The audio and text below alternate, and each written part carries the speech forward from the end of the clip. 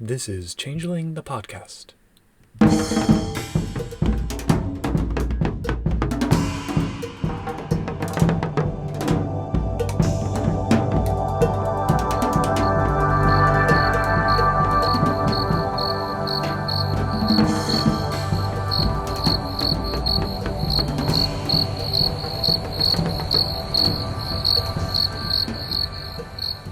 Welcome to Changeling the podcast. Come for the glamour, stay for the vibes. I'm your host, Josh, and with us is your other host, Pooka. Say hi, Pooka. Greetings and salutations. What are we talking about tonight, today? It's very dark here. Same here. I mean, besides the fact that sunset is happening very early, it's just been really dank all day. Yeah, you may hear wind storms and rattling windows, listeners. And pouring rain from my side. Well, I have that too, but Okay. Well, aside from all of that, we will be spending this episode talking about the final book in first edition Changeling, The Enchanted. woohoo! So, I'll go on the record as saying this is one of my favorite books in the entire line, and I don't regret that. I really like it as well. I'm not sure what my favorite is. It's like there's a lot of books where I'm like, I really like this part and don't like that part. This book's pretty Hmm. solid though. Yeah. I think one of the best things about it is how much it just kind of expands the scope of the game. And it doesn't rely on things like new mechanics, new systems, new splats, kind of the Hmm. crunchy stuff to do that. It really narratively, Yeah. you know. I mean, I said pretty solid. We'll get into actually my thoughts about the system as we go through Oh, it, yeah, but there are still some flaws. it's still a first edition Changeling book. So, yes, this book was written by Steve Kenson, and I think only written by Steve Kenson. I mean, it's Yes. developed by Ian Lemke. I also can't think of anything else Steve Kenson has written. The name sounds familiar from something else, but I don't know. I mean, I'm not complaining or anything because it's a solid book, but Hmm. just curious. He wrote Mutants and Masterminds. That's where I've probably heard the name. Taken over his. Good for him. Yes, so he had success after making this book. It also has some beautiful cover art by Therese Nielsen and some beautiful opening chapter art by Rebecca Guay, and those are two of my favorite fantasy artists. So we start with the conceit of A Letter Home. I mean, this chapter. Well, there's a twist. Let's say that. I found this to be the most legible handwritten text so far in a Changeling book. And it's not even that legible, so that's saying something. Yeah, I mean, it's obviously a font they used, but Yeah. Yeah, so we have a letter from a girl to her older brother. Evidently, the girl is Kinain, and her brother might be. It's unclear. And she's apparently run away from home, and she's hanging out with fairy friends. And going through this, kind of rereading it, I was going to say it's a really good entry point into the kinds of stories and the kinds of ideas that you can incorporate into a game about Kinain and the Enchanted. And I Mhm. was like, oh, this is really cool and all of that. And then you turn the page and then you have the response to her parents from noted Daunting psychologist Anton Stark Yeah, telling her parents, you did the right thing by bringing this to my attention. And it was just like, yeah. ugh. I think this could have worked with a different figure in a different profession who's an autumn person doing Yeah, basically the same thing. but I guess they still needed that tie to the then current meta plot. Like, this isn't even like you could have child protective services, you could have a police officer, you could have there's all sorts of anyway. Well, and we've spoken before about how in the context of the 90s when these were written, the state of mental health services was maybe not quite as advanced or accepting as it is nowadays. So like, Yeah, but I think as it's presented in Changeling is the I guess it's a dark goth punk reflection of the state in the 90s. yeah, I think that's important to remember. Yeah, again, I think you could do the basic idea, Yeah. like taking away the psychologist, but I don't think autumn people are irrelevant now. But Yeah. Anyway, then it talks about themes and moods. hmm And what I love about this book is that just even in these like kind of throwaway paragraphs that probably a lot of people skip, there's some really interesting ideas. So I pulled out a couple of quotes where the introduction says things like, the theme of this book is mortality, and mortality is a source of hope for changelings, which is not the kind of thing you probably ever hear around a Changeling table. Most Changeling players, I would argue, aren't there to explore mortality in the way that we usually think Mm-hmm. of it. So highlighting that is really interesting. And then it says, in a way, changelings are the immortal nature of humanity. They are the creative force that lives on after mortal life has passed. And it's like, Mm-hmm. whoa, that notion of learning to become human as a theme, that's something the game I think could use more of, as well as the mood being one of wonder and newness. I feel like, especially with veteran players, it's very hard to capture that sense of discovery that really should be, if not at the heart, at least close to the heart of most Changeling games. Mm-hmm. So, using the Enchanted as a way to get into that, I think, is reasonable. I guess we should Mm-hmm. also point out that this is the year of the Ally book for Changeling. Mm-hmm. And if I'm not mistaken, Year of the Ally was actually 1996, and this came out late. So, Yeah. go figure. I know people on Storyteller Vault have sometimes tried to do year things. It's like, well, if you get your book out late, it's not that you're not. There's precedent. I mean, having released a Year of the Tide book long after the contest had ended, I fully understand that. It's hardly ever Year of the Ally, though. It's more like Year of the Subordinate. Hmm. And frankly, the way some changelings treat their Kinain cousins, they're no exception to that. Yes. But anyway, Yeah. This chapter also did highlight a. We're not going to get too much into C20, but I know some of our listeners have only done C20. And there was one little bit that caught me for a second, then until I remembered that Kinain in this book do need to be enchanted to be enchanted. Like you yes, actually have to enchant them. it's really easy and lasts a long time, but it is still Yeah. necessary. Unless they have the Parted Mist's Fae gift. And what are Fae gifts? We'll get to that soon. So that takes us into chapter. Well, there's a more art, which I thought kind of nice looking. I think it's like two Kinain parents with a she child or something. Watching a dance party in the old timey highlands. Yep. They're like, go, my changeling child, those are your people. I imagine that doing the chapter openers for this book is how she got the job illustrating the prologue for the second edition core book, which I'm going to talk about at length when we cover that. Yes. That's for the new year though. Yes, yes. Sorry, chapter one. Yeah. Chapter one. Kith and kin. So we get a history of the Kinain. Mm-hmm. Bunch of heroes of legend were probably Kinain. Typical White Wolf Changeling history bit. Well, I will. It is good that they specifically called out Cuchulainn and Merlin because in Celtic mythology, those two are specifically said to be half Mm-hmm. mortal. So And there's others that sort of fit that too. it's kind of a vague history, though. I mean, it's when you subtract the art from it, it's like barely a page and a half, Mm-hmm. and it's just kind of a general. They have existed for a long time. Yeah. It says they were very important during the interregnum, and then the Accordants were had them shunned aside by the Sidhe. There is an interesting point made that the shattering actually led to a rise in Kinain, since now the Kithain were stuck on this side of the barrier. Mm-hmm. So as they started incarnating and interbreeding, that's where the Kinain came from. And we Yep. get actual percentage chances for the offspring of Okay. changelings and mortals being Kinain. This is getting actually one issue I do have in this book. I found this paragraph with the percentages confusing. Like it says one thing and then it says something that kind of contradicts it, and you're like, wait, what? And I found that a lot in this book is it felt very readable, but if I sat down and tried to figure out what it's actually saying, I'd get confused. Did you ever have to do those Punnett squares in biology class for like crossings of genetics? I know what you're talking about, yeah. Which are also not accurate, apparently. Yeah. But I imagine that's like what this is trying to do. Like they sat down and made a Punnett square and then tried to turn it into this paragraph, and it just Yeah. doesn't really work. But then it says it also skips a generation or two. Yeah. And it's like, okay, so here's the percentages, but they don't always apply. I'm like, that means those aren't the percentages. Like, that's not how percentages work. It's a recessive trait. Yeah, but sometimes magic. If they just said it's like not necessarily genetic, but you have it in your fifth history, I think they do that in later books. But Yeah. Being Kinain is like being blonde or having hemophilia. mhm. Except when the dreaming makes it skip a generation. Right. Oh, yeah. It also has Kinain are just as vulnerable to banality as Kithane, which was an interesting take too. Yeah. I mean, that's actually one thing which I feel like C20 doesn't really operationalize well, in the sense that, Yeah, I mean, both books kind of say, oh, banality is a problem for Kinain, but in C20, it's just kind of like, well, there's no mechanical effect, it's just a problem. And here it yeah. seems more like, thought out.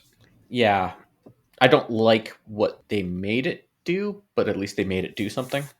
Right. Yeah, yeah, yeah. One misstep, I think, in this chapter is putting the beginning tempers for characters, because we do get a character creation section in chapter Hmm. 4, but here we have like starting glamour, willpower, and banality, depending on what age your Kinain is. Because again, this Yep. was before age was decoupled from seeming.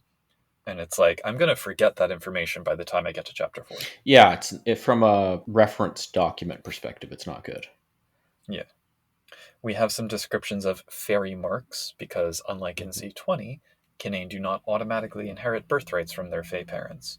And Hmm. so they kind of get physical signs of fairy blood and behavioral to some extent. But yeah, they're pretty stereotypical in the way that you would expect. Hmm. So And there's some also Kinain with like mixing and confusing things because they have multiple yeah, kiths in their ancestry, which works too.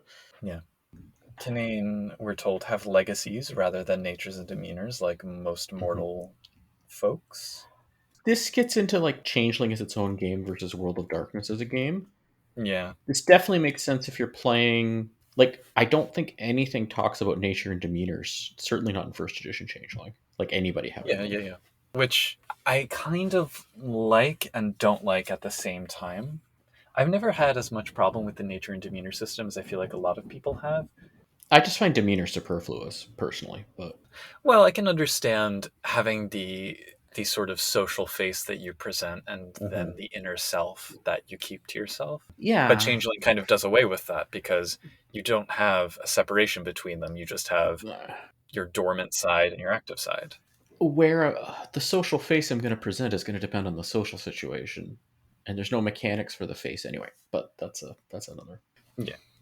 Separate issue, Uh, separate issue. oh, they also talk in this thing about banality can extinguish Kinain heritage, which is another change Yeah. with C20. Don't hook up with Autumn, people. Hmm. One of the things that occurred to me while going through this book is that first edition as a whole has this habit of kind of throwing random mechanics in that don't really have much bearing on anything else. And I actually Hmm. kind of love it. So, for example, we get things like to enchant a Kinain, a changeling need only spend a point of temporary glamour and overcome the Kinain's banality by rolling his glamour against a difficulty equal to the Kinain's banality minus her level of fairy blood, minimum difficulty of 2.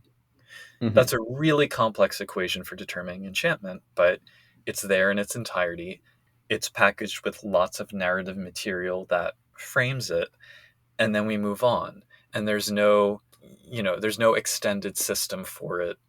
But I like that. I like having those disconnected mechanics as almost like the crystal at the center of this fluffy packaging. Hmm. Or things like a successful kenning roll difficulty 6 reveals if a character has fairy affinity. Oh, that's another thing too. The fairy affinity chart. That's a thing that does not get carried on necessarily in other games. You are not Kinain if you have fairy affinity. Those are two separate things. It says. Yes. I have specifically added that as a line in the recent Storyteller's Vault supplement that I've been working on. Hmm. But it pops up in other books too. I mean, little things like, oh yeah, by the way, the Sluagh can see ghosts if they roll Yeah, that this. was not in the first edition core. Or, oh, by the way, House Aedial can sense Nefandi if they rolled this. Like, Yeah. Or sometimes it says the Sluagh can talk to ghosts, but they can't see them without doing something else. So you hear them, and then I'm like, ghosts can hear everybody. Why? so this is just kind of an overview chapter that a lot of the material in it will be expanded upon in the rest of the book. I guess that's it for chapter 1. Yeah. And yeah, Kinain are still subject to the mists. A few other things. It says many Dantean are Kinain as well in here. Yeah. Sometimes because the Kithane are jerks to them. Hmm. Overall, I mean, there's this section on Kinain's status at the end where they're like, oh, a lot of Kithane kind of snub them or pity them or their tools or allies. I've always kind of seen Changeling as being a little bit more respectful of its mortal, Hmm. heavy air quote, allies than the other games. So it's a little bit disappointing to see them kind of get like the werewolf kinfolk treatment here. But Yeah, I don't know. I always see. I mean, it does also talk about, like, for instance, under High King David and Concordia, officially they're actually pretty respectful of Kinain, but under Kithane think differently. I've always seen the Kithane as being, I don't know, I guess for Kinain, towards mortals, though, I definitely have thought of a lot of Kithane society yeah, not having. yeah. And it's important to remember the distinction between the Enchanted and the Kinain, because this book Mm-hmm. does cover both, as well as a couple other distinctions, which can Yeah. get confusing. And each of them is treated slightly differently. So, Yeah. At least this doesn't talk about breeding, besides that one little percentage. yeah, There's no Concordian breeding program of Kinain. that we know about. Yes. No described one. So then we move into chapter 2. Yeah. And I think is that before the picture before that? Do you think that's Werewolf of Fairy Affinity? Mm, sure, I like it. We have an opening story that's a little bit peculiar. Mm-hmm. Mortal musician walks home at night. Random satyr assaults him. Random satyr requests riders on the storm. Just, Mm-hmm. typical changeling moment. I mean, it did read like I have a whole book of fairy stories from Ireland. This felt a lot like those. Like Yeah, definitely. Definitely. That's the kind of thing. it's this random story. You're like, what was that? Except for there's no moral at the end. That makes no sense. Yeah. Slightly uncomfortable picture on the next page. I'm not Yep. sure what's going on there. Yeah, that has thoughts over the years for me. Hmm. Although she's got pointed ears, I think, which is confusing. Yeah. So this chapter primarily deals with enchantment as the subject of the game, the different types of Mm-hmm. enchantment that can occur, the different mechanics, the different narrative beats that one Yeah, can hit with it.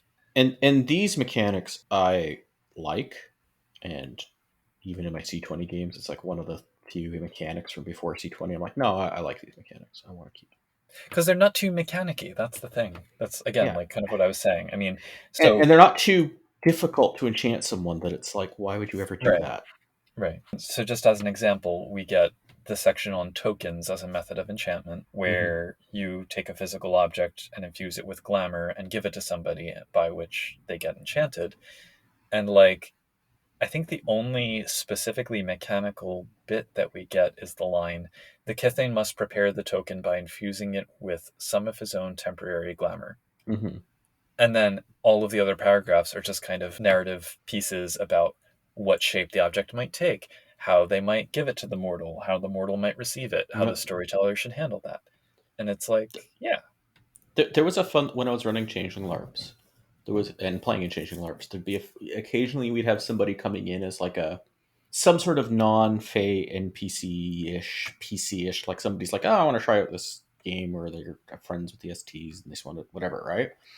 hmm, And there would be so much of this token stuff going on with yeah, players trying to basically get the person to accept an item or eat food or whatever. That it was like a little game of like who could enchant the unenchanted mortal or prodigal or whatever. nice.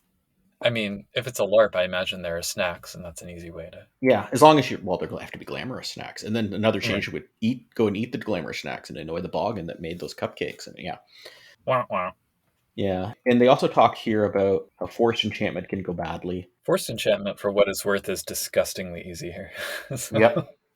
Well, actually, no, it wasn't technically forced enchantment. It would have been token based with dosing coffee, but still. yeah, it's more the approach rather than the method. Yep. And they do have this madness mechanic, which I'm like, I think I'd want to tweak that for using that, but I think it does serve a useful function of not don't just randomly enchant everybody all the time. But Yeah. There's a really good scene in the novel War for the Oaks, which we talked about in our inspirational novels episode, where the protagonist gets enchanted for the first time. And they do kind of describe what that would be like for mortals in this section. And I think it's a really important element to include in that process. mhm. It makes me think about when that occurs at various points in the various novels and such that I've read. And I'm like, yeah, this is a really intense kind of story to tell. Not many Changeling tables, I imagine, or certainly none of the ones that I've been part of, go deep into the chrysalis, like as the first session in a chronicle, or as the prelude, I guess, to have your character Mhm. actually role play through the chrysalis and the dream dance and all of that. It's very similar in the sense that Yeah. it's incredibly trippy and can go into nightmarish at the drop of a hat. But for the changelings, at least, it settles down into, oh, okay, right, I remember my heritage now. Whereas for the mortals, it doesn't really get any Yeah. easier each time. So, Yeah. There's a lot of media that could be used to sort of present a similar story to being Yeah, Enchanted, where you're yeah. suddenly, especially if you take out the whole what happens after with the mists. I mean, Neverwhere or like anything with a hidden world. John Wick does it. Like it's The Matrix does it. Doctor yeah. Strange does it. I mean, it's a classic hero's journey kind of thing, but Hmm. rather than it just being a mundane turn of events that creates a call to action, the call to action is itself the revelation of this Hmm. ridiculous world behind the world. So Yep. it can be very jarring. But I'll point out also that paired with the madness section you're talking about is inspiration. So Yep. two sides of the coin. Oh, for sure. I think yeah. This had a it talks about like why you might enchant people. Mhm. And the Muses bit, it was interesting because I think later Changeling books, not just C20, highlights the danger of Rhapsody from this, but it doesn't really talk about it here. But it did still try to be like, don't just go enchanting on the people you're musing. Like, don't enchant all your dreamers. Right. The mortal love bit just had a paragraph that just made me scratch my head. Most rare are the stories of changelings who feel a love so great for their human partners that they willingly give up their fey natures in order to live together with them in the mundane world. The changeling willingly passes his fey mane on through the dreaming to another and becomes mortal forever after. These sacrifices make up some. I'm like, Yep. what? I read that and I think Steve Kenson was a Tolkien fan because that's Arwen and Aragorn. Hmm. That's Okay. precisely. Yeah. It's like if it was just they go through the mists and they forget, sure. But it's like passing on your. I'm like, this doesn't work in my head for changeling metaphysics. Yeah, I mean, there's a lot of things that are suggested here narratively without mechanics provided, which is kind of the Yeah. inversion to what I was saying I love about this book. I don't mind that, but I know that a lot of Yeah. people will read this and say, "Well, give me a system for it." Yeah. The system or the. I get well, not just the math, but yeah, the. The metaphysics, as you said. Yeah. Oh, but there was one line I just want to shout out for people like Charles who listen to the podcast. When it's talking about the madness section, whenever a mortal is enchanted, the storyteller should roll the mortal's banality against a difficulty of 10. Yeah, it doesn't work as well as you might think. So then I think my favorite little section in here is that you can enchant beasts I and love like that so much. That is absolutely 100%. giving a doggy sweater to a dog. That's canonical in anything I do with Changeling. Yes, you can Yep. do that. Yes, you can have an enchanted very best doggo. Yeah, and I love the like, yeah, the little doggy shirt. It's or a collar or something as an enchantment token. Yep. So when we spoke with Andrew before for the release of Kithbook Dullahan, and we talked about the systems for fairy beasts, and I think as I said on that episode, I've seen different homebrews of that idea over the years, but I like the idea that you could almost create animal Kinain if you had like two enchanted dogs who have puppies or something. Hmm. Yeah. Slightly less awkward breeding program. They have at one point in this chapter a mechanic which for C20 fans I think I'd recommend over Kinain are immune to the mists. Subtract something like the fairy blood background from the mist chart is what it has here. Oh, I read out the equation, yes. Yeah. So the basic mechanic for how long the enchantment of Kinain lasts is 7 plus X minus Y days, where X is their rating in fairy blood and Y is their Hmm. banality, with a minimum of 1 day. Yep. But I was thinking the mists after, like what they remember, and they're basically just Yeah, so if your Kinain's banality 4, but they have a Fey blood of 3, they'll remember basically everything. But if their banality is like 8, right. then they won't really remember much. Like that, I like that better than just they are immune to the mists. There's information about enchanting supernaturals, although we don't get a rehash of the multipliers that we had. Yeah, more about Malkavians, where I'm just like Yeah. Garu or like Kinain, kind of. Mages use Spirit and Prime to interact with Glamour and Chimera Hmm. in this edition. And then Wraiths.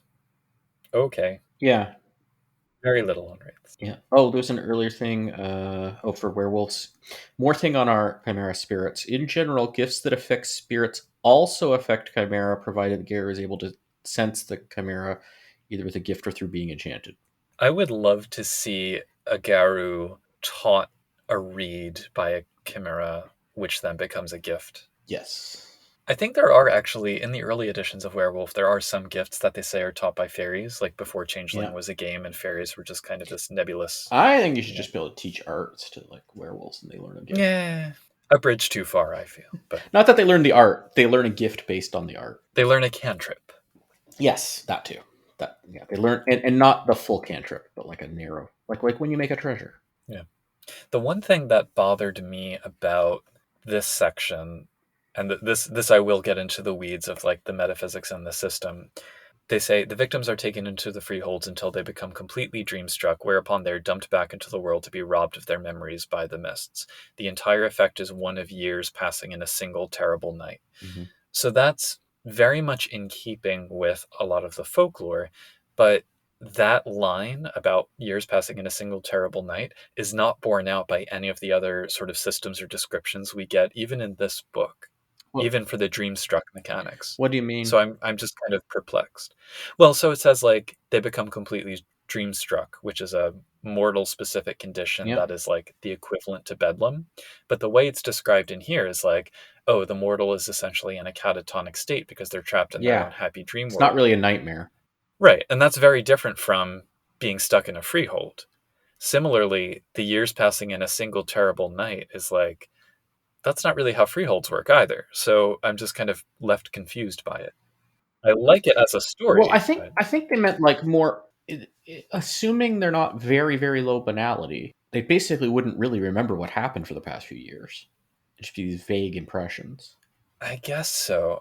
Okay. So you're saying that it's a subjective single terrible night Yes. Yeah. No. rather than actual length of time. Yeah. No. Like yeah. So it's like yeah. It's subjective. They have a memory of like they spent several years in a freehold, and it's several years past the free. Yeah. We're not assuming like dreaming time distortion, right? Right. But they don't have they're stripped of the memories by the mists for the most part. So now they But even then, like the Dreamstruck mechanics, I mean, I think it's you have to roll once per month or something mm-hmm. before becoming Dreamstruck. So like I feel like it would happen a lot more quickly. Yeah. I don't know. I Oh, mean, okay. You want to talk about the probabilities of the dice math? Okay, that's a whole other that being off. I really don't. Anyway, I was left a little I bit didn't run the perplexed. numbers, but I'm just sort of assuming they're not from experience that they won't work. But Yeah. Regardless, I was just kind of left a little perplexed by that. mm-hmm. Anyway, yeah, oh, here it is on the next page. The storyteller should make a banality roll for the mortal for each month he is kept enchanted, difficulty 8. Mm-hmm. And then each failure, you enter the next threshold, while a botch means you Yeah. immediately become completely dreamstruck. Anyway, dreamstruck. Yeah. It's a thing. I wish it was a different mental effect, but I'm not sure what because it just the person just becomes kind of spacey. It's kind of like they're marauders, except they don't reshape Yeah. physical reality. But if a changeling were to enter their own little private dream realm, they're popping out chimera just like marauders pop out But you hobgoblins. can't So really talk to them. Aren't they all like spaced out? And they're just like they sleep. yeah, but it says they're in their own inner dreaming, so presumably Yeah. you could get to them through the dreaming. Yeah. I think I'd prefer it if they were a bit more active. Like they were still walking around, they were still Yeah, talking, but you're like realizing they're off or something. Anyway. yeah. If there were firmer mechanics about them popping out chimera before they reach the third threshold, then Yeah. maybe. This actually comes down to me playing in a LARP with NPCs that were dream stuck and going, this is not working. Yeah. It's kind of like that NPC from the Book of Storyteller Secrets Chronicle, the kid who was in the mental Yeah. hospital popping out Nightmare Mm-hmm. Chimera, except he was a changeling Yeah. and not a mortal. Yeah, that part I'm fine with. Yeah. There's a lovely little section about ravaging. Mm-hmm. So, I was like, is this the first time we had ravaging? It can't be, right? it's probably the most thorough write up that we've had so Yeah. far. But this was in the core book, wasn't it? It's just like a new set of rules for like it just a new description. Like you didn't know what ravaging was, is how it read. Well, it's kind of like new systems for the mortal, Hmm. which is helpful. Yep. So saying like, here's how much recovery time a mortal needs after being Yeah. ravaged, etc. How it affects a mortal who has glamour inside Mm-hmm. them. How it affects any enchantment they're under. And then waking from the dream. What happens when the mortal wakes up from their enchantment? Mm-hmm. A lot of this, I think, has been translated into the second edition core book and Mm-hmm. thereby the C20 core book. So things like how much they'll remember vis-a-vis their banality level and the mists, is kind of described in here. Mm-hmm. But there's no table saying if you have banality 6, you will remember this much. Yeah, which I find that C20 table handy, but we'll get to that eventually. Yeah. The risk with a table I always find is that you don't stop and think necessarily about its implications. Mm-hmm. And so I like that there is this kind of fleshed out descriptive stuff. But I understand Mm-hmm. the facility of having a table at hand as well. Well, yeah, having both I think is the best of both worlds. Yeah. Ideally in the same book. Yes, right next to each other, even that would be good. Yeah, but then you end up with Mage 20th. Yeah. So, and then the chapter ends with some views on enchantment broken down by kith, court, and house, which I think is incredibly useful. Okay. Because if you want to say, okay, I'm going to introduce enchanted mortals and or Kinain into my game, I have 5 players. They are, well, it's only the 9 core kiths, but you can probably extend that to other See, ones. I find this to be people will read this and take it as face value without thinking it through too much. Because it's like of any of these kiths under any court, you're going to find examples that don't think this way. Well, sure, but I mean, Yeah. you could say that about the kiths in general. Yeah. I mean, it's like the stereotype sections where you Okay. have to treat it as here is a representative of each kith and each court giving their Yes. views Yeah. on Yeah. enchantment. It's a starting place. Yeah, they're not unusual points of view. And I mean, they make sense. Like, Unseelie Redcaps love enchanting mortals, not for any reason to the mortals' benefit. Mm-hmm. Similarly, satyrs of either court. Yeah, but meanwhile, it says like unseelie knockers hate it. Like, yeah. Right. So it's weird to me that like certain groups are like, ugh, just don't even bother. Yeah. That's the thing. It seems like a unseelie knocker thinks this. So does an Unseelie Pooka, apparently, but who can tell if that's true or not? Mm-hmm. Mm. And notes about the 5 Seelie houses. Obviously, Fiona and Liam are the ones who are most pro-mortal. Mm-hmm. And that rounds out chapter 2. Yeah. And then we have a dead person picture. Yeah. Actually, this gets very much into a book that you did that we interviewed for. Yes. Well, so this chapter, I think, is the most useful. I mean, how many pages is this? 21 pages. Perhaps the most important 21 pages from all of first edition outside of the core mechanics, I think. I think every player should read this chapter. I find this to be a very good chapter in the wrong book. It should be in the core book, frankly. And I Yeah. mean, Or the player's guide, or, yeah. yeah, and some of it did get distilled into future books, but Mm-hmm. essentially, you have a complete and thorough write up of each seeming, each age bracket. And even though, once again, age and seeming have been decoupled in C20, this chapter so thoroughly covers both sides of each of the 3 stages that you Mm-hmm. go through that it's still incredibly useful. There is one little bit for the Changeling beginning of the Changeling description that is about mortals that I think I love, and I is another one of these. I think it should be in every edition of Changeling and should be carried through. Is children are the most in touch with the glamour and the dreaming. Even mortal children often have a low enough banality to see and interact with the things of the fairy realm.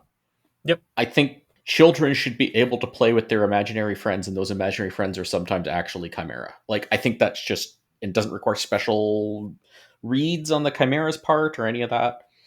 I like that. Absolutely. There's also this undercurrent that is a very delicate one, but the message that I take away from it is like too much escapism is a bad thing, and Mm-hmm. that manifests through talking about Lost Boys in the Peter Pan sense, or Mm-hmm. notes that like if a changeling doesn't get saned, either because they just have bad luck or they refuse, then they slide into bedlam because they can't take up their Mm-hmm. true names. So that returns to the theme of balance that runs through the game Mm-hmm. at every level. The balance is also depending on your age and where you are and what you're doing. Yeah, well, specifically for the childling expression of it. Mm-hmm. Yeah, a 2-year-old is a 2-year-old, right? There's no such thing as too much escapism in your 2-year-old, I don't think. Well, yeah. We get information about fostering and saning and the Toglananum. Mm-hmm. I love that they just throw in these random Gaelic phrases. Are they correct Gaelic phrases for what they mean? Like, does it make sense? Yes. Okay. Yeah, so it says, Toglananum means raising up the name, and it says Old Scots Gaelic. To my knowledge, it's modern Irish Gaelic as well, but sure. They're pretty related languages from my understanding. Yeah.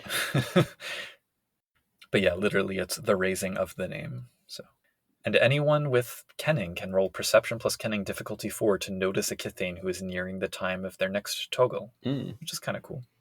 Again, random mechanics just thrown in. Yep. And here's the bit about never growing up again. So yeah, there's a lot to love in this chapter. The Wilder chapter has like a huge sidebar on all the different types of quests you could do, which if you're a storyteller in an emergency, just pull something from this page. Mm. And then arguments for why Gisa are handy. Certainly from a storyteller point Yeah. of view, when your players don't want to do what you want them to do. Well, but it doesn't just say that, right? It's just, yeah. Yeah, but yeah, implied. Yeah. But it also kind of, I like how it examines these things from every angle because, Mhm. like, if you have characters who are going on a quest, you can say, you know, all right, well, they're going to take this oath to get these benefits, and they have to go through these 10 steps to meet their goal and whatever. But then there's a note like, oh, a changeling who's on a quest receives special consideration from the Escheat in regards to the right of hospitality.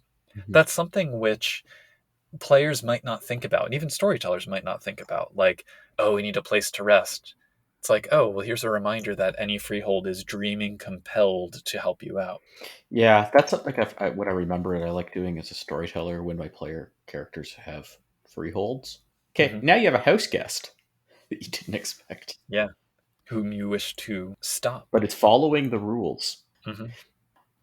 It does mention under politics that High King David is himself a wilder, and I'm like, I was doing some math, Yep.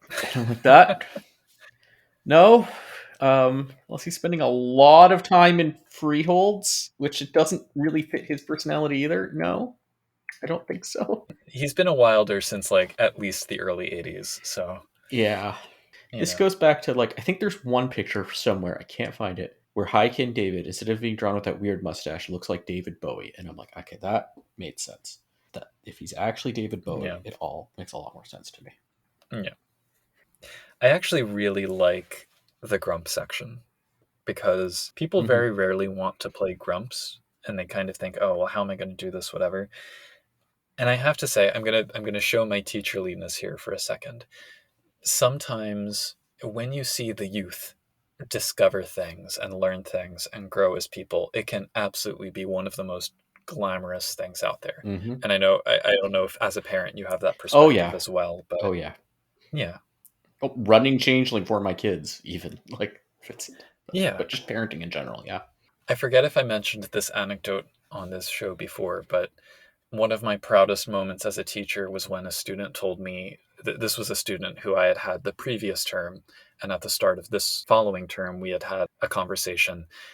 And they said, you know, I just wanted to let you know that your class last term on queer media helped me come to terms with being trans. Hmm. And now I feel comfortable identifying that way. And I was like, I'm not crying, you're crying. Oh. So, like, Mm-hmm.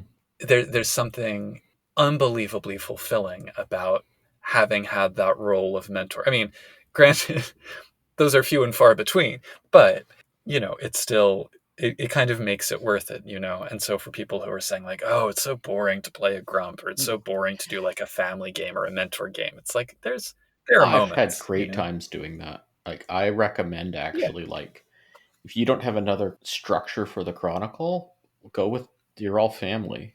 Like I think that works yeah, great because like then you can just play whatever weird character concepts and it's like why are these people tolerate still around each other? They're family. They have to, yeah. there's a lot more impetus to stick together.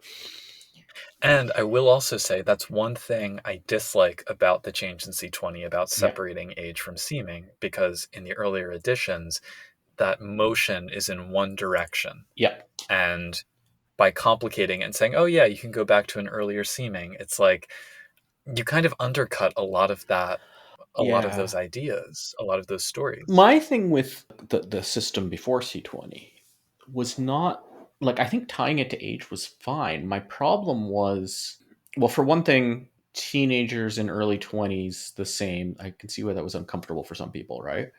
Like there's some sexual Yeah, themes and stuff in Changeling, and it's like, well, you have childlings, and then like half the wilders are still children, right? But yeah. besides that, like every millennial's now a grump.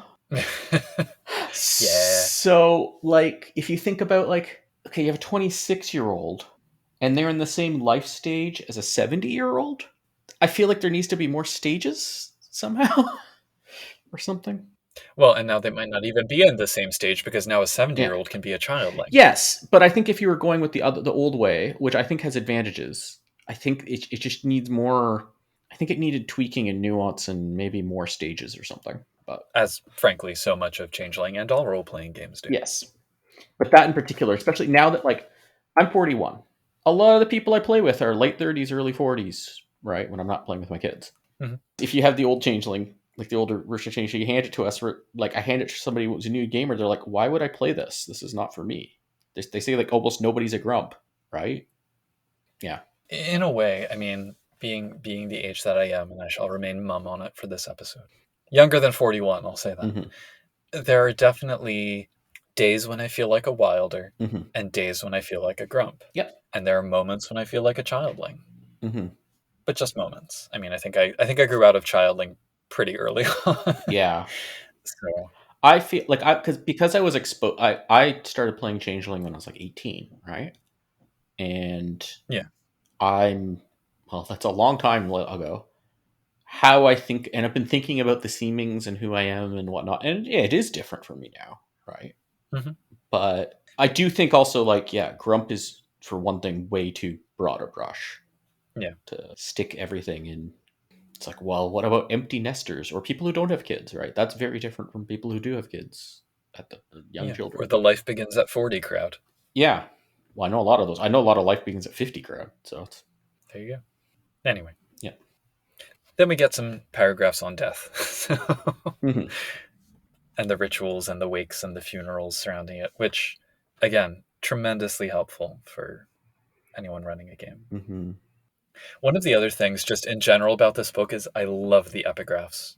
Like, there's so many scattered through all the chapters and sections, and all of them are just. We have everything from LA Story to The Tick to Tasha Yar to V for Vendetta to bumper stickers. And I'm like, Mm-hmm. I'm here for it. Yeah. This also gets into like undoing, where at first it makes it sound like because some books will talk about undoing as like being the same as being killed with cold iron, but this one actually says, yeah, you do reborn and stuff. And Yeah. I'm cool with that. The undoing where it's like too harsh, where it's like there's a very good chance your character will not reincarnate. I don't like that, but I like this one. We do also have the various theories about she death spelled out, which is kind of nice. Mm-hmm. I mean, just a solid, solid, solid chapter overall, though. And Mm-hmm. it's the kind of thing with like, I wish that there were more games that really were centered around this kind of thing. Like, I get that people want to go out and slay dragons and do whatever, but I would love to play a game that's on an extended timeline where each Mm-hmm. session kind of unfolds over a long period of time. Like rather than have a session be a single night at the manor, maybe it unfolds over the course of a month and you Mm-hmm. kind of describe week by week all the processes of like raising a childling or the various kind of structures that you build as a wilder or the strategies you take on as a grump to fend off undoing Mm-hmm. or the wake you have to plan for someone who's passed away, all of those kinds of social things that make up the fabric of Kithane society. Because as a game, and I know I've said this before, and this is an episode topic that, per the poll in our Discord, I think we'll probably have to come back to Mm-hmm. soon. The idea of kinship is probably stronger in Changeling than, with the possible exception of Werewolf, any other World of Darkness game. Mm-hmm. And I would say Werewolf, the inflection of it there is too close to Vampire for my liking, where it's more like, Yeah. well, tribal than actual like building bonds and sharing ordinary social moments with people. Mm-hmm. So those exist in such a nuanced way in Changeling, but I feel like they're not highlighted enough. And this book really cranks it Yeah. up to 11, which I like. And that is something I did find in LARP, like ongoing LARPs did a Yeah. better job of, partly because I found in tabletop, like you're talking about like stretching out one session over a month. Most tabletop is both running and playing. Time gets so compressed, and you're like, we've been playing for a year of games, and it's now the second week. Right. Like, Yes. well, in most Yeah. LARPs, if they do that, it's LARP time usually is 1-to-1. So it's like the time in between the sessions, like if it's a month in between sessions or a week in between sessions, it's a week or a month in between sessions in game too. That can help a bit. I mean, you're still not going to get. You'd have to have like a very long game to have a character go from a young child to an adult. That doesn't happen. But Yeah, which I like. I mean, mhm. I you've talked up LARP Mhm. on many occasions, and I do want to try it Yeah, someday with yeah, and Changeling. if you can also get like more people, like if you have like 20 or 30 players, one of the Yeah, yeah, yeah. characters dies, everybody has a funeral. That you can't do that type of thing in it. I imagine it's simultaneously a lot easier and a lot harder to run a LARP in the era of smartphones. I don't know. Yeah, I haven't run any, and I've only played on like I haven't played in any ongoing LARPs in the era of smartphones. It's yeah, it's interesting questions, and there aren't, from what I can tell, useful apps that would really help that much with Mm. it. So like I keep picturing, oh, imagine if you had like all this money for development, you could do like AR with chimerical reality using like face things. I'm like, but that's I can't do that all that myself, and that's a lot of developer time to make it. It's Yeah, that possible, might be excessive. yeah, but it'd be amazing. Imagine that, like you Yeah. just pull it out and you see. Anyway, Changeling Go. yep, And you really could, given the number of kits nearly corresponds to the number of first generation Pokemon, you really could try to yeah. catch them all. Well, I'm just thinking using something like a Snapchat filter for the chimerical, like the fae-main. That too. Yeah. Back to the book. So yeah, chapter 3. Awesome. Mm-hmm. And then we get chapter 4, which is where the crunch lives. Mm-hmm. This is the crispy layer after all of the nougat. Yeah. Kinain are built like the what's the term people use? Half splat. the they get the six four Well, three. mortals. I Yeah, mean, the 643 1174 breakdown. yeah. It does say 15 freebie points here, but then later on it implies 21, which is the Yeah. standard for mortals. So, yeah. Yeah, it's a One thing that I did find confusing here. So, I mean, they kind of just describe, oh, yes, they have legacies, they have abilities, etc. mhm, The important part here is the backgrounds, though, because the fairy blood background, which every Kinain mhm. starts with a free dot of, which isn't mentioned on the first page, but is mentioned Yeah. in the description of that background.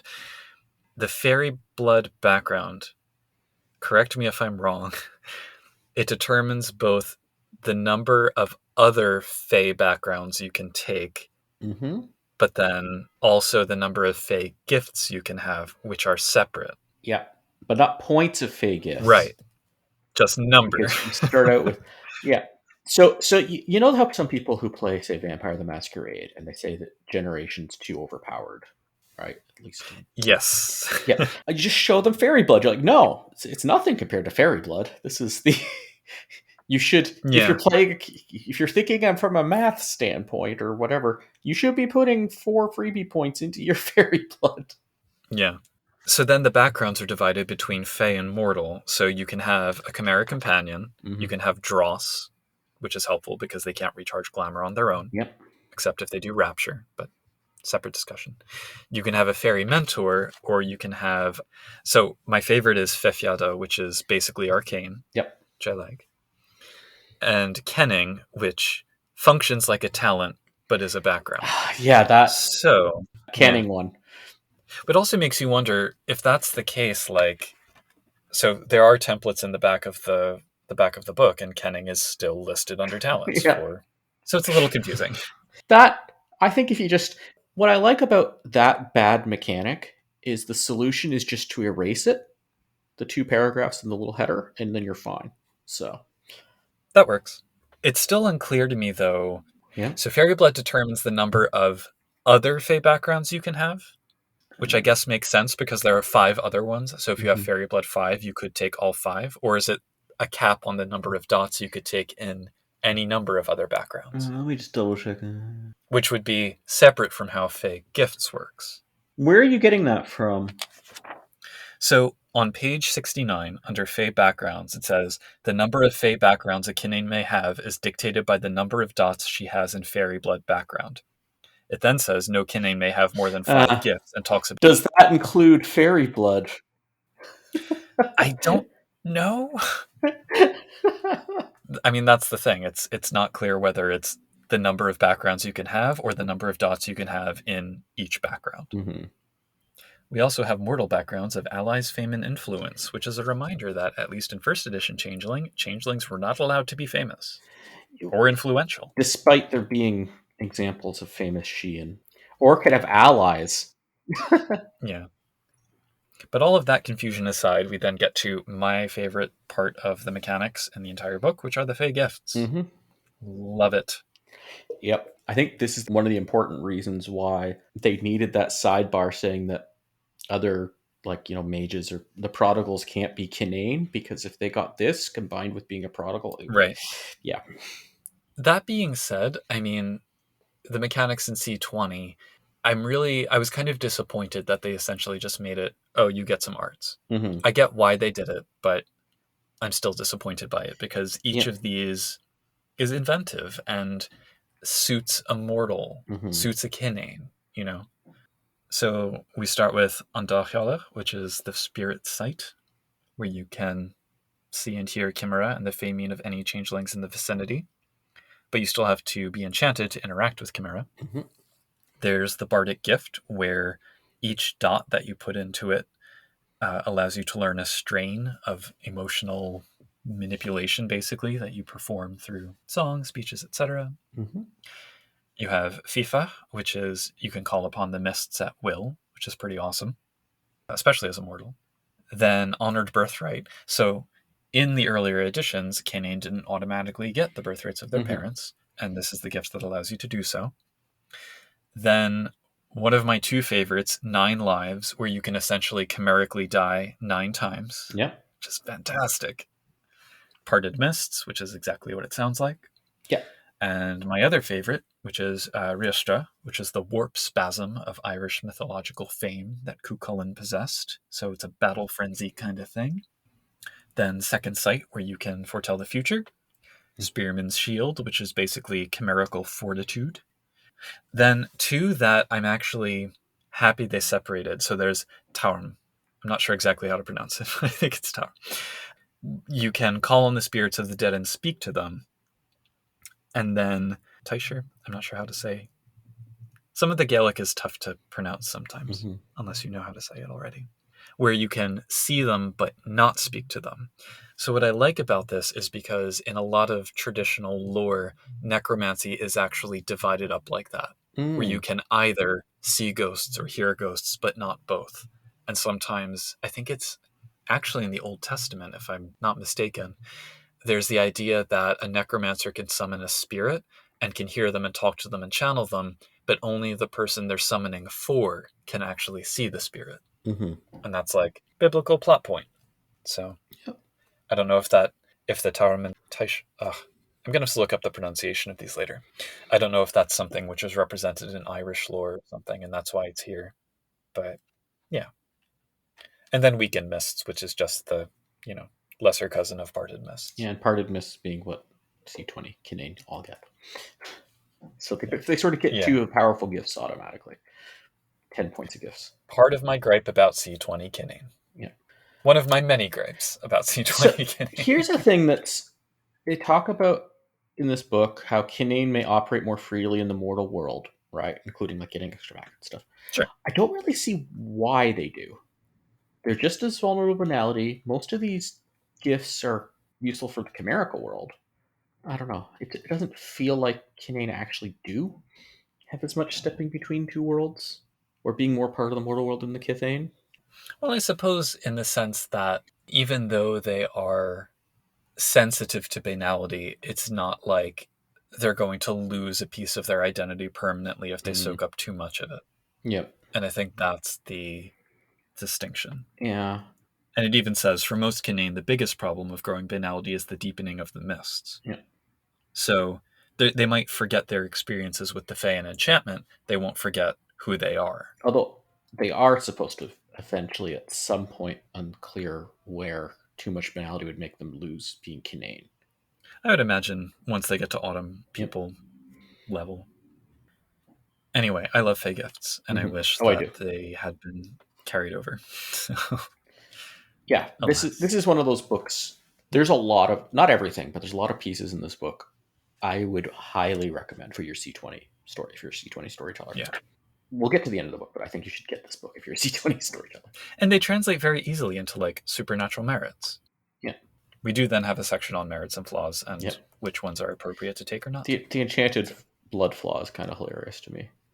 Yeah, I have this in my notes. I would love to run almost like a Buffy style basic hunter game Mm-hmm. where each character kind of has like one little tiny gift that Mm-hmm. makes them well suited to kind of combat one type of supernatural. So like the vampire hunter should have the hallucinogenic blood, you know. Yep. So we have. Are these all? These are all flaws, right? There's no new merits. Correct. Well, because they're No. fairy marks. Mm-hmm. So And I find ravaged. I don't think this should be a 2-point flaw. I think that's too many points for what it does. But yeah, I mean, it's partly a social flaw, I would yeah. say. Undoubtedly, you'd have bitterness and post traumatic stress from Mm-hmm. having gone through that experience. And then we're told that Kinain can learn cantrips. Mm-hmm. So they do have to learn from a changeling teacher or mentor. I Mm-hmm. assume they just spend the Well, same. however it is, Kinain learned from him.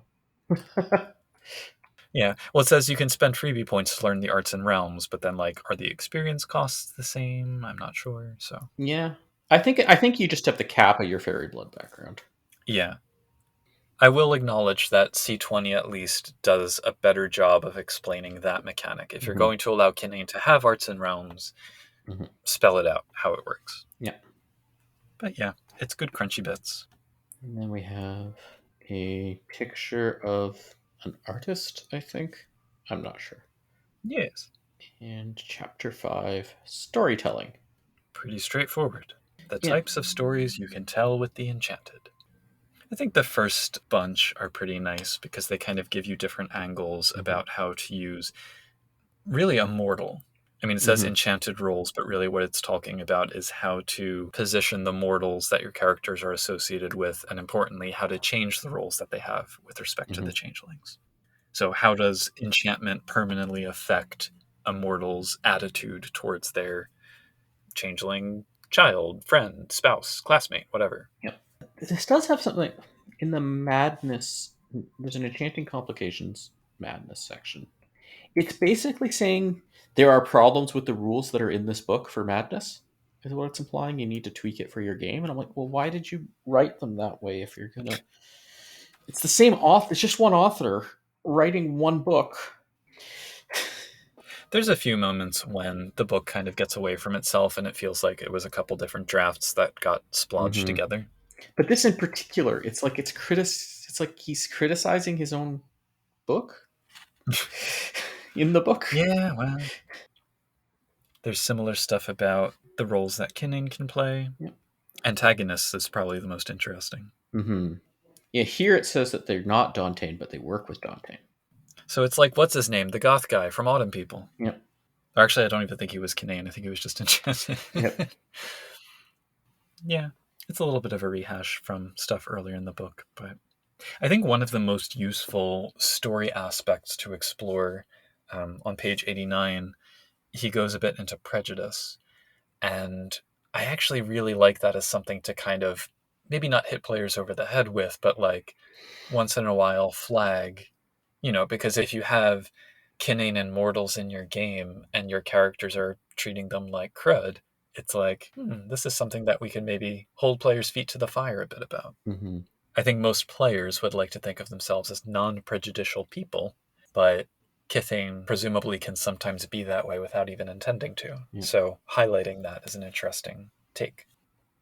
And then we have some options for Kinain Chronicles, my favorite of which is probably Rebellion, although I wouldn't use the actual suggestions that they have here. Yep. Although, that being said, now that I'm saying it, I'm realizing that's basically Changeling the Lost. So. Mm-hmm. Oh, yeah. You could do Changeling Lost as an enchanted game. Or Kinain. Yep. And we get up some characters. Yeah, this section, it's True Thomas and everybody else for me. True Thomas. Like, True Thomas is the only one I care about. This is not a criticism, but True Thomas does raise some questions regarding the she, and because Yeah. he physically goes with the she to Arcadia and then comes back with the resurgence and just like comes back physically. Yep. I mean, who needs metaphysics? I actually did like Amanda DeFleur in here. Which one was she? She's the army one? Yep. Yeah.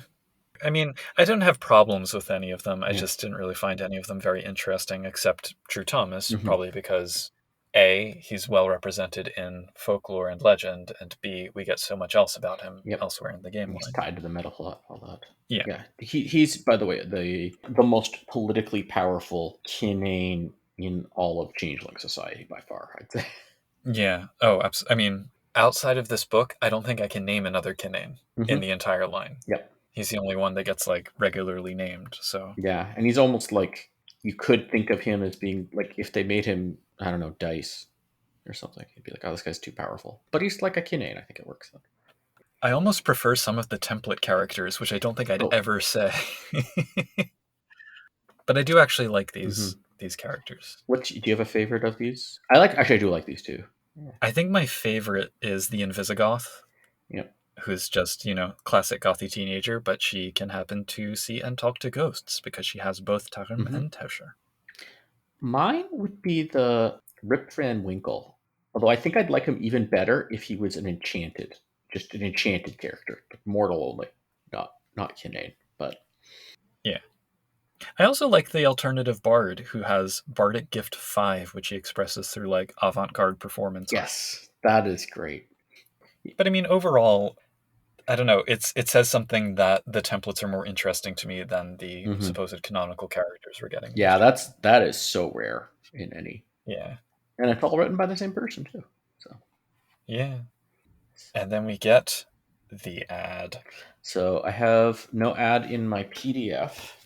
Ah, In my book, well, I have the ad for dreams no mortal ever dared to dream before.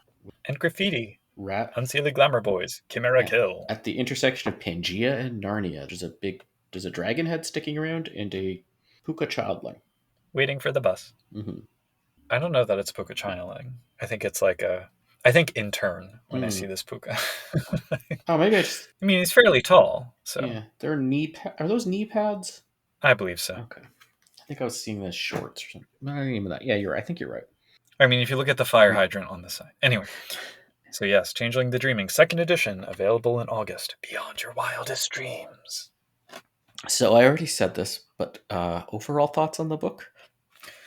It's one of my favorite books because it's so rich for story ideas. Mm-hmm. And the systems are almost incidental to the material. And it fills a niche that was so Mm-hmm. necessary in the game. Because this is like what, the 20th book that was produced? Mm-hmm. And the fact that they got that far without even really once talking about the mortals is kind of astonishing. So, They talked you about know, the mortals that happen to be psychologists. and those parents who just didn't understand. Yeah, I guess the autumn people were there too. That was the other side of mortals. Yeah. I think this is certainly of the first edition Changeling books, if you are a C20 storyteller, the most useful one today. In its entirety, definitely. Yeah. I wouldn't use it uncritically, but Sure. there's a lot in here I think it's very good for games run today that isn't covered in C20. Yeah. It's definitely a book that I think is useful for everyone, although it will be more useful for people who actively want to include mortals and themes surrounding them in their game. But I Mm-hmm. think it's still useful for everybody. Yep. There are other books where individual chapters I would still point to. Like I think when we talked about the player's guide, Mm-hmm. I said, that one chapter on Kith perspectives is still phenomenally useful Yep. even for C20 players. But as an entire book, I think this one is really Yep. hard to beat when it comes to first edition. And it's also something where I think, like, personally, the more I'm thinking about it, the more I'm like, I think I'm going to lean on this more than the bits that C20 does cover. I might lean on this book still Yeah. more than what C20 says. Yeah. I understand why they simplified the systems for C20 Yeah. because it was just like a section in one of the appendices. Sure, But but what they simplified it to, right. like, I could take this and simplify it, and I think it would be better. It could Yeah. be better than what's in C20. I dig it. Yeah, so we have some listener questions. Did we want to? Indeed, we do. Yeah. So Fetch asks, are there any notable dreamers in the setting? We don't really get dreamers per se, Mm-hmm. because I think it's important to remember that dreamers need not be Kinain and they need not be Enchanted. That being said, if we're talking about Kinain and Enchanted specifically, I think the short answer is, besides True Thomas, no. At least that's my perspective. Oh, and that bard. Well, right, yeah, I mean, generic ones, maybe. Yeah. Yeah, the generic ones are quite interesting and Hmm. notable, so populate your games with those. Yeah, but the alternative bard would make an interesting thing, someone to try to muse. Free Derp 92. What is your opinion of the powers Kinain could have? I like it. I think there's a few little tweaks needed, maybe, but I think it works pretty good. I like the fairy gifts just like you do. I might expand with more fairy gifts, come up with other ideas, but I think one of the other things I like about the fairy gifts is that they're non-linear, hmm or some of them are non-linear, in the sense that it's like you just have this gift, hmm and it's not, oh, I need to spend experience to build it up. It's, by the way, you can enter a battle frenzy. yeah, So I like that as a different dimension. It's more buffet style character building rather than like advancement. yeah, And that gives it a slightly different feel. hmm So I like that. And I think it's more interesting than just giving them arts and realms. yeah. I think also having the option of arts and realms, like Sure, sure, sure. you can make a Kinain that doesn't have arts and realms, or you could make one that does, and I like that. Right. But if you make one who doesn't have it in C20, then you've basically just got a human with a Well, a birthright. permanently enchanted human immune to the mists. But yes. Still, though. Sanchiger asks, Kinain, great half splat or greatest half splat? What are the biggest drawbacks? So, thinking about the other half splats, I don't know enough about mediums to really make any comment on them. Their Kinain are certainly better than kinfolk, Yep. and I would say certainly better than ghouls. Sorcerers are the only ones where I think they might have a run for their money because I think a lot of the same themes apply to sorcerers. Plus, sorcerers have the benefit of diversity in how they get their powers and how they associate with each hmm other. So you have sorcerers who are family based and bloodline based. You have sorcerers who are culture based. You have sorcerers who Yeah. are almost like political organizations. Sorcerers is like the way sorcerers done. Like Kinain are a adjunct to Changeling the Dreaming. Sorcerers, they do get put under mage, but that's almost like its own game. Is how. Yeah, and there's a lot more material for them than there is for Kinain. Yeah. I also prefer Kinain to Dompiers, but I have a soft spot for Dompiers, even though I'm not a big vampire fan. Do you mean the revised vampire version or the Kindred of the East version? Revised vampire version. All right, groovy. I want to play Blade. There we go. There you go. Yeah.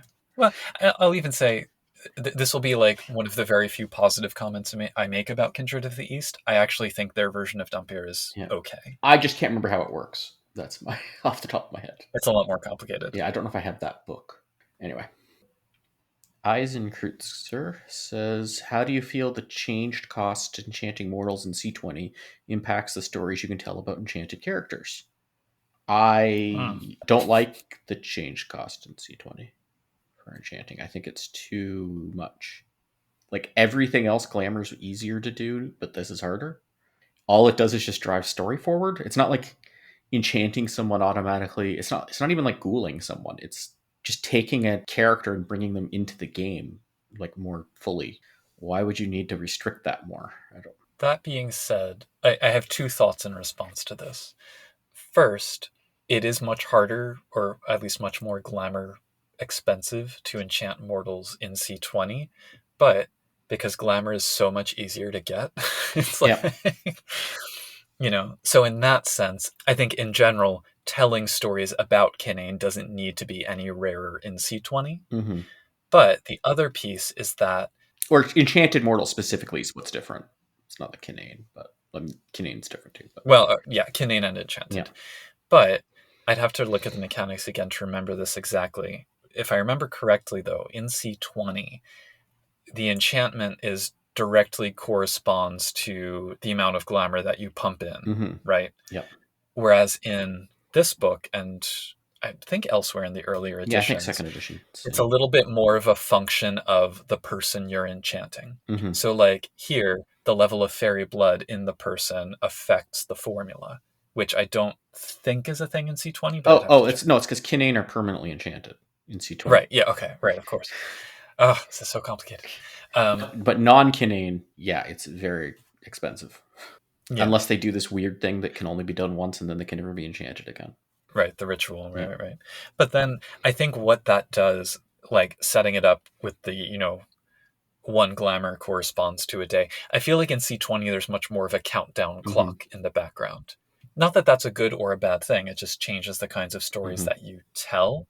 I do also think the sort of glamour cost focused aspect of it means that you're probably better suited to enchanted characters as like temporary allies in your Mm-hmm. story rather than the sort of family and friends and associates aspects and nuances that this book, The Yep. Enchanted, has. And I like how this book has costs. There's risks to enchanting. Yes, yes. It's not all fun and games on the Mm-hmm. other side of the dreaming. Mm-hmm. We should probably at some point do a full episode on Kinain and Enchanted as like a topic, but Oh, there's a lot of topics. This book has so many things we could do full episodes on. it's true. In fact, we kind of did do one on the turning of the wheel and your book a little bit. Well, yeah. Okay. Thank you, listeners, for your questions. So yeah, you can find our website, changelingthepodcast.com. You can find us on Facebook, Changeling the Podcast. We're on Mastodon Ta-da! at changelingpod at dice.camp. You can email us podcast at changelingthepodcast.com. And you can find our Discord through our website, changelingthepodcast.com. We also have a Like, Patreon at www.patreon.com/changelingthepodcast. yeah. So once again, I'm Josh. I remain as ever Pooka. And if you do find yourself being enchanted, just remember you won't remember any of it. Just roll with it. Just roll with it. Go with the flow. Here at Changeling the Podcast, we encourage you to use all necromantic powers responsibly, and to make sure you wear loose-fitting synthetic fabrics that resist tearing and effectively wick away moisture when entering any warp-spasm battle frenzy. If you get blood on your battle frenzy clothes, remember to be wary of getting them laundered by any mysterious washerwomen at nearby fords. Otherwise, we also encourage you to leave us a review on the platform of your greatest listening convenience, or possibly tell a fellow fan about our podcast. If you like our content and want to hear more, please consider visiting our Patreon at www.patreon.com/changelingthepodcast to show your support and get a shout out at the end of each episode, like our current patrons, Derek, Raz Caboose, Sanchiger, Sija, and Terry Robinson. Thanks very much for listening, and until next time, keep on dreaming.